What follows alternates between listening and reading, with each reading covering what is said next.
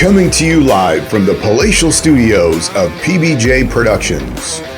Welcome to Patrick and BJ Talk Real Estate, where we talk about life, the universe, and everything as it relates to real estate. All right. Hey everybody, it's BJ. And Patrick. And we're here talking all things real estate. And what are we talking about today? 3 things you must know before buying waterfront property. Hey, we live on an island on the Pacific Northwest, and we're surrounded by the ocean. And there's Great Lakes around here as well. There's some freshwater lakes, some amazing. Not the Great Lakes, but there's just some Great Lakes. Right, we're not in Ontario. That's correct. Even though those feel like oceans. Yeah. They got the weather, lake effect is what they call it. More humidity, more snow. Okay, I'm getting totally distracted. Right. And it's also the center of the universe. Toronto? Right? Isn't it? Isn't it? That's what everybody says over there, right? Yeah. Or at least they act that way. Sorry, I'm from Ontario. That's how it always seemed. Then, Toronto is very important for everything. That's how political things are decided, right? Isn't there a lopsided amount of federal seats? Let's not go there. Onto Ontario and Quebec that won't be. Let's just move on. We'll move on to real estate. You got me totally distracted with the Great Lakes comment, and now that's where we went, right? Yeah. Okay, so 3 things you need to know about buying waterfront properties. Waterfront property. Okay. Where do you want to start? With number 1. There's environmental implications of owning waterfront property. Okay, so help me out with that. How does that work? The house and property is more exposed to weather and wear and tear. Okay. Just more wind, more water, salt. Yeah. If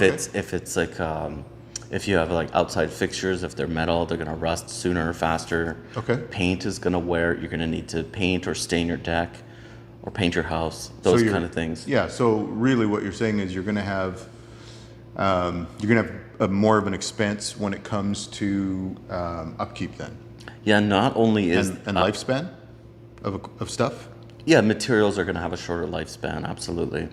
So not only is the property more expensive, maintaining it will be more expensive.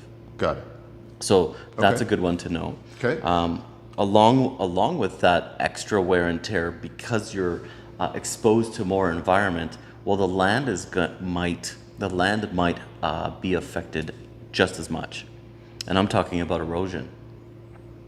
Okay. So depending on what side, let's say on Vancouver Island, depending on what side you're on, you could be on the side of a sandbar or a rock cliff, like an actual volcano rock.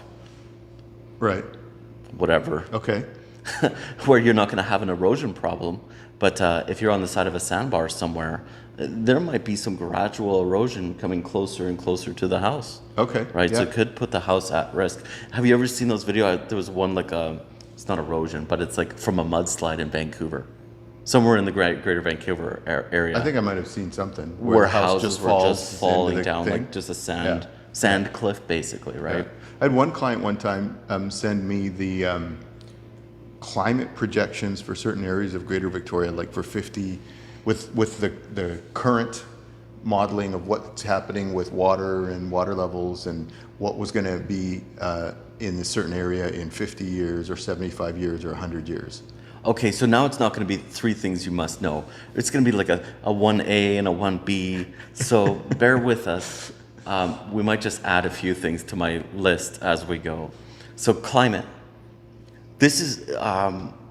This could be a real concern, right? Sure. What if over time, if you have a low bank waterfront property where you might, the tide could come in a little higher and a little higher. It's not going to change tomorrow. It's not going to change tomorrow. Right. Oh, but if you bought, friends of mine, they own property on Sprout Lake. Okay. And it depends on how much rain there is, how much snow melting there is. Right. They've had water come right up into their basement, and they weren't low bank. I would say kind of medium, not on a cliff. Yeah. But they were probably, let's say 30 to 35 feet away from the shoreline. Okay. Where the docks are. Okay. And they had water come right into the basement. They had the Wow. like a couple feet. Okay. So insurance claim, Right. weather and erosion. Well, we better talk about not just climate things, but like actual natural things that could happen on Vancouver Island. Because we're on a fault line.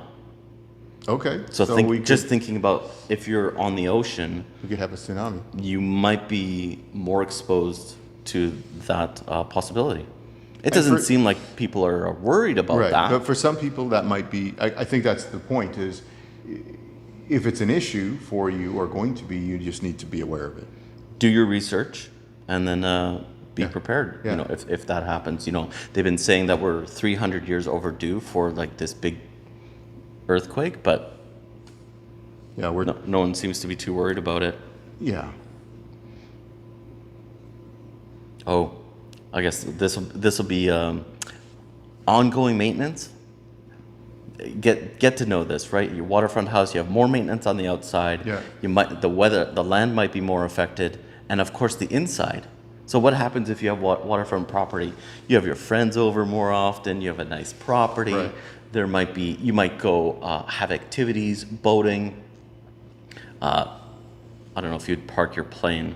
Anyways, but like kayaking or beach combing, Sure. that kind of thing. Well, that's going to get all dragged into your house, the salt, the sand. So you're going to have some more interior wear and tear.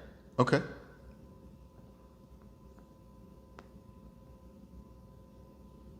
I think that's it for me. Anything else come to mind? I thought that was. That was we were like gonna have 3. I thought. that was like 2.5. It's still with ongoing maintenance, but we put in that climate thing. Okay. Yeah. Well, that was quick. Well, that was quick.